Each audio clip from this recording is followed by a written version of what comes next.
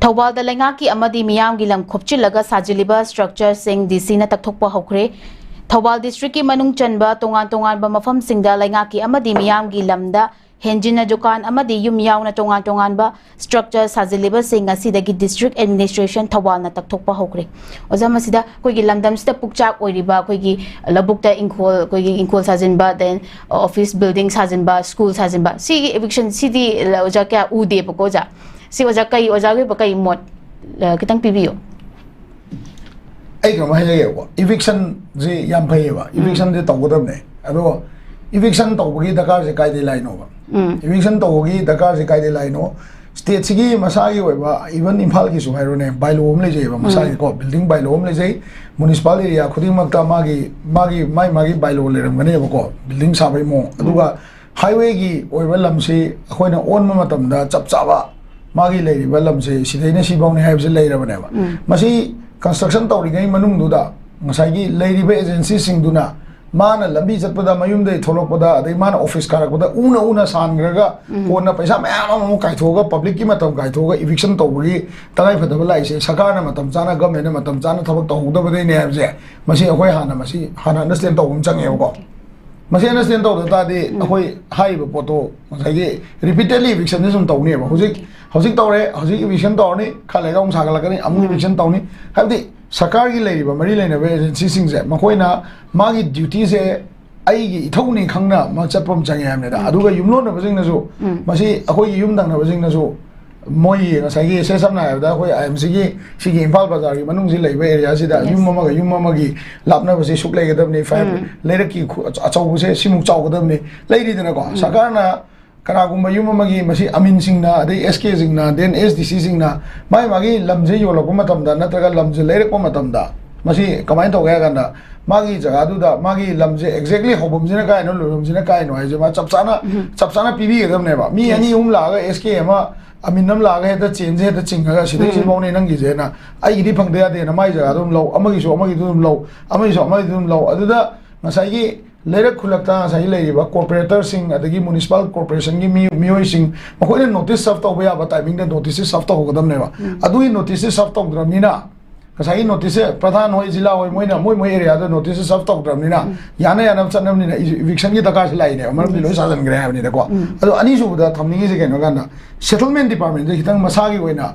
masa sing mam change settlement department je manipura one of the most corrupt quite corrupt ba matam quite mangan ba adu ma department ba se hojima eta haine se ba ko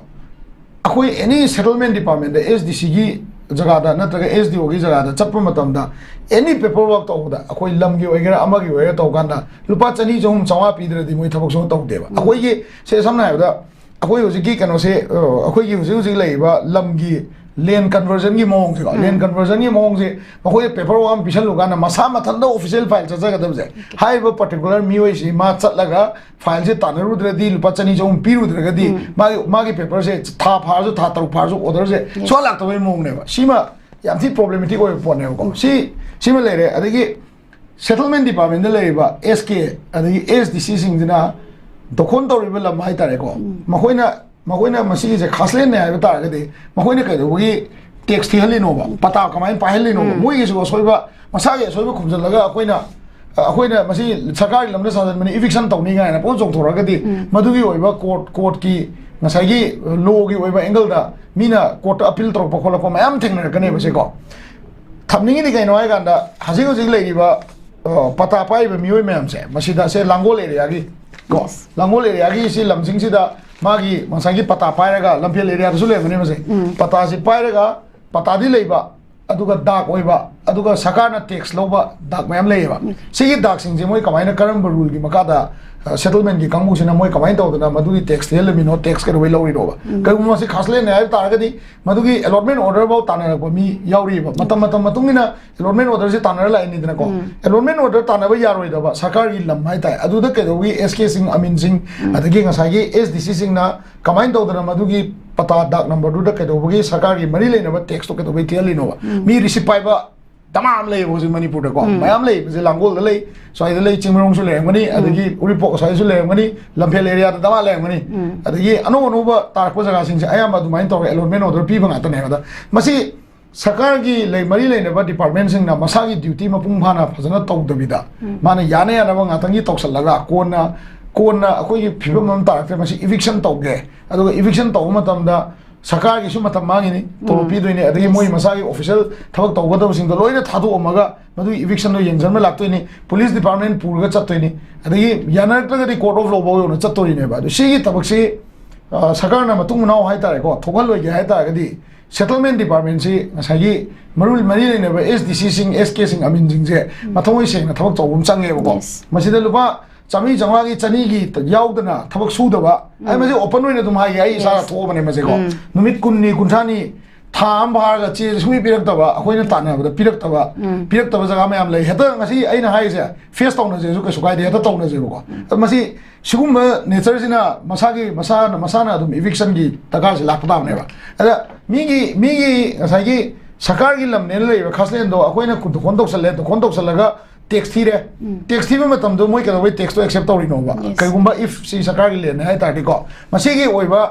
eviction तौबदा नतना हारिबा SDC Amin SK सी लेरिबा सिंगजे मरी लेनिबा DC सिंग ना मोय कोखलगा मोय मतकता legal step लोबा action लोबा तंगाई बतब ले अदुगा settlement जे file move तौबदा क्वाइदगी तप्पा जगह ने क्वाइ तप्पा जगह मणिपुर राइज कमाइन तौ लम नय गांदा चैराप कोर्ट की ममांगदा अखोई की कनो से केबा स्टैम्प पेपर से लुपा चामा की स्टैम्प पेपर से लेबा मतम द लुपा चामा पीरगा लेरबा से अखोई दम चलगा चामा पीर लेरिने असिदा पुलिस न नत्रगा कना ने एक्शन अम त लौदब लमने से यानरगदी दम तौबा यानरगदी सो तौदबा औना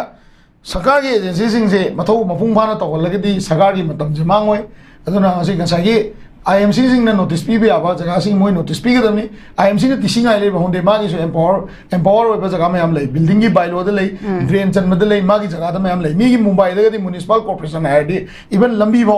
कोइलास मो मोइन थारिबने लंबी मेंटेनेंस मो मोइन तौरिनेबा अदुना मसाई सरकार की एजेंसी सिंग ना होजिक परातम मगा हाय तारे सुम एविक्शन ड्राइव से याम तोइने तौदनबा